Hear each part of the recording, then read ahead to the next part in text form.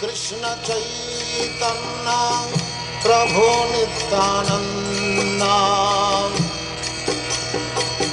Shri Advaita Gadadhar Shivasadi Gaur-Bhakta-Vrinda. And now chapter 27, Lord Chaitanya and Ramananda Rai.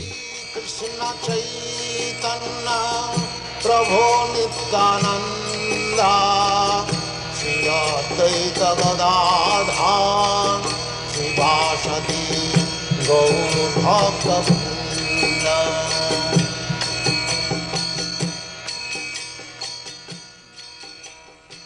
The author of Chaitanya Charitamrita has described Lord Chaitanya Mahaprabhu as the ocean of transcendental knowledge and Sri Ramananda Rai as the cloud which is produced from that ocean.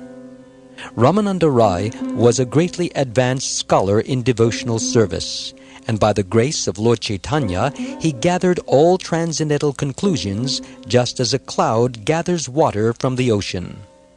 As clouds appear from the ocean, distribute water all over the world, and return to the ocean, so by the grace of Lord Chaitanya, Ramananda Rai attained his higher knowledge of devotional service, and again, after retiring from service, resolved to see Lord Chaitanya in Puri.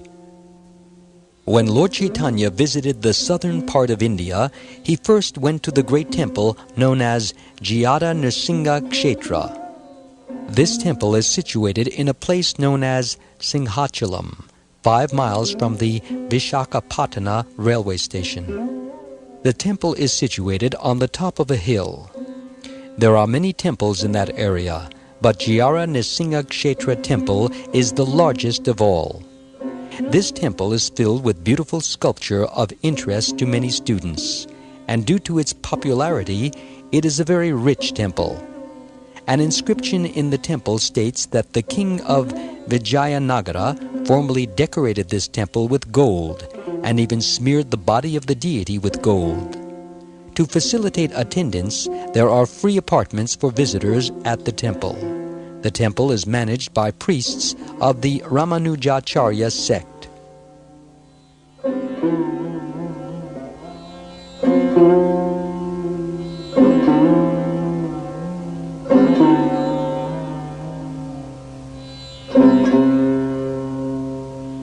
When Lord Chaitanya visited this temple, he praised the deity and quoted a verse from Sridhar Swami's commentary on Srimad Bhagavatam, Canto 7, Chapter 9, Verse 1. Ugro pyanugra evayam svabhaktanam nrakeshari keshari va svabhotanam anyesham ugra vikrama, which means, quote, although Lord Nrsimha is very severe to demons and non-devotees, he is very kind to his submissive devotees like Prahlad, unquote. Lord Nrsimha appeared as a half-man, half-lion incarnation of Krishna when Prahlad, a boy devotee of the Lord, was harassed by his demoniac father Hiranyakashipu. Just as a lion is very ferocious to other animals, but very kind and submissive to his cubs, so Lord Nrsimha appeared ferocious to Hiranyakashipu and very kind to his devotee Prahlad.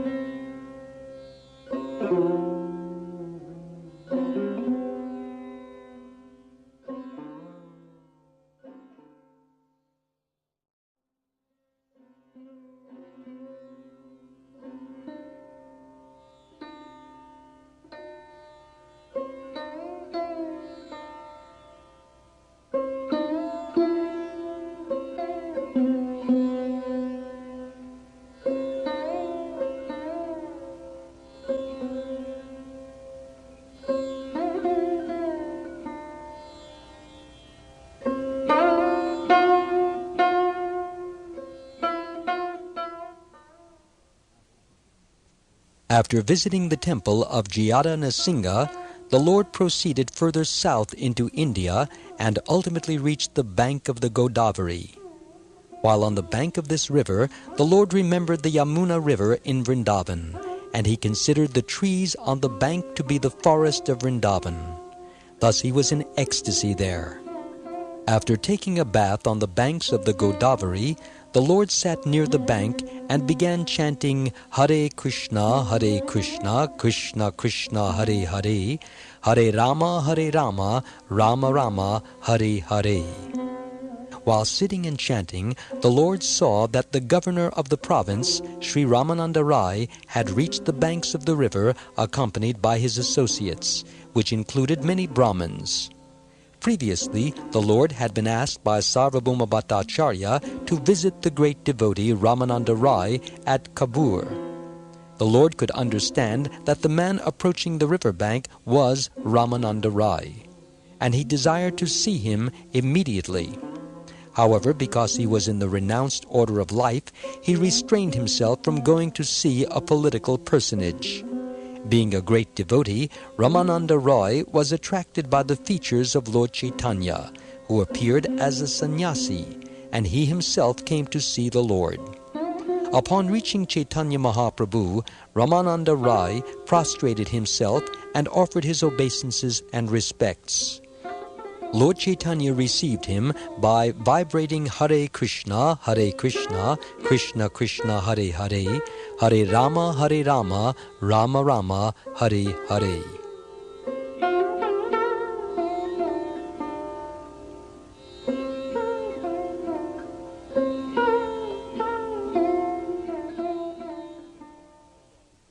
When Ramananda Rai presented his credentials, Lord Chaitanya embraced him, and both of them were overwhelmed with ecstasy.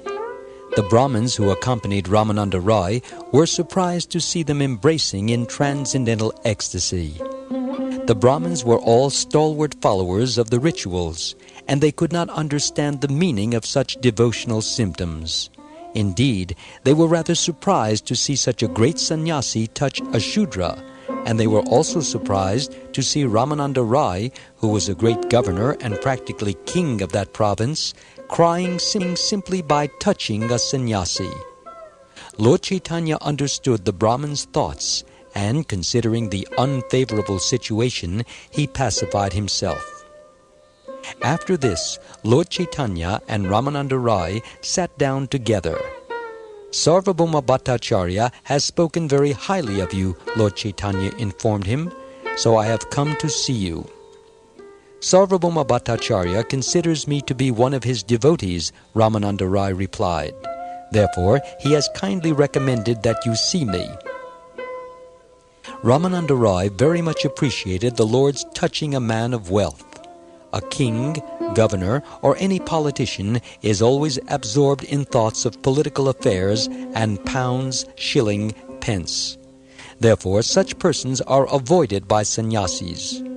Lord Chaitanya, however, knew Ramananda Rai to be a great devotee, and therefore he did not hesitate to touch and embrace him. Ramananda Rai was surprised by Lord Chaitanya's behavior, and he cited a verse from Srimad Bhagavatam, Canto 10, Chapter 8, Verse 4, quote, "The great personalities and sages appear in the homes of worldly men just to show them mercy," unquote.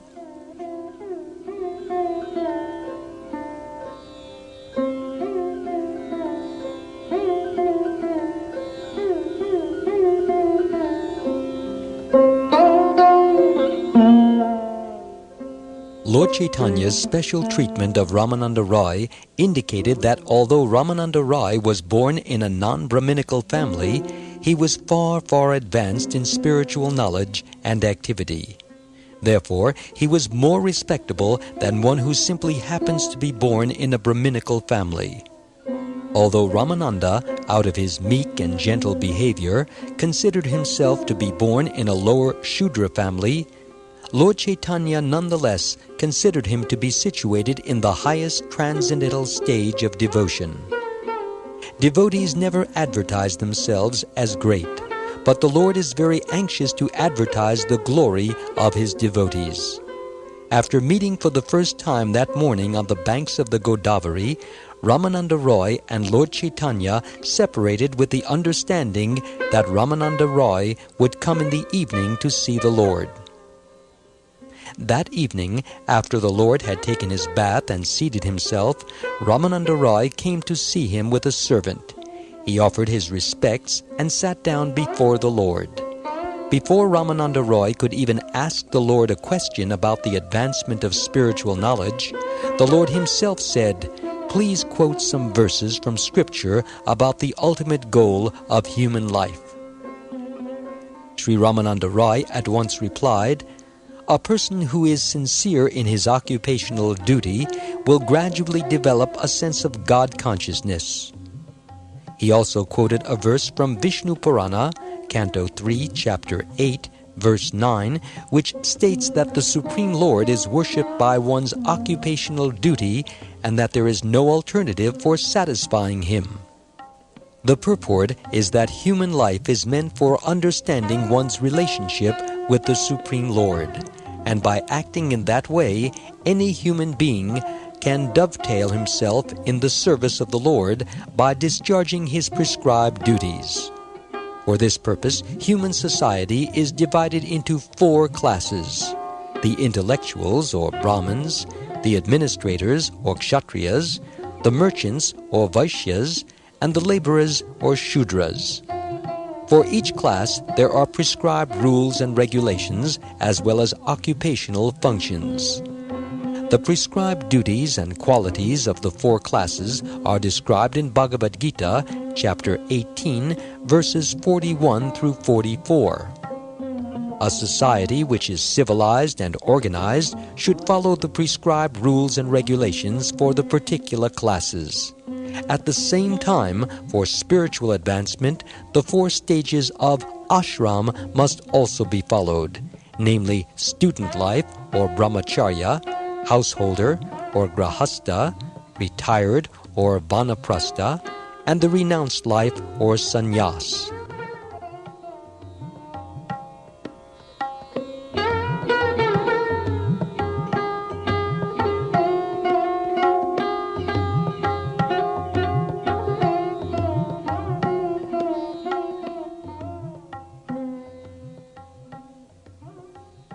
Ramananda Rai stated that those who strictly follow the rules and regulations of these 8 social divisions can actually satisfy the Supreme Lord, and one who does not follow them certainly spoils his human form of life and glides towards hell. One can peacefully execute the goal of human life simply by following the rules and regulations which apply to one's self. The character of a particular person develops by following the regulative principles in accordance with one's birth, association, and education. The divisions of society are so designed that many people of different character can be regulated under them for the peaceful administration of society and for spiritual advancement as well. The social classes can be further characterized as follows. 1.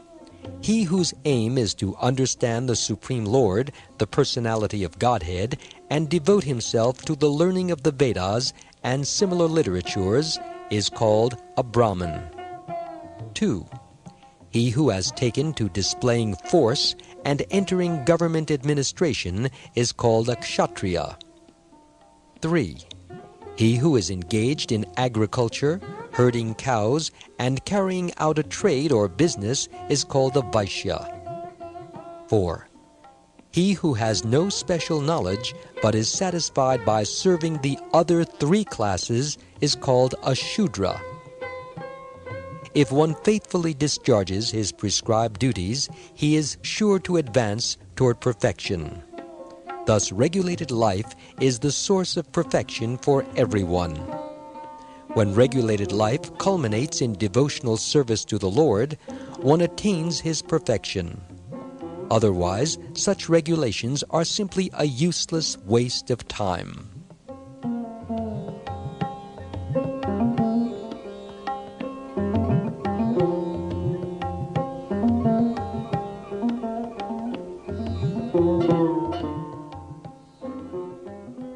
After hearing Ramananda Rai expound upon the proper execution of a regulated life, Lord Chaitanya said that such regulations are simply external.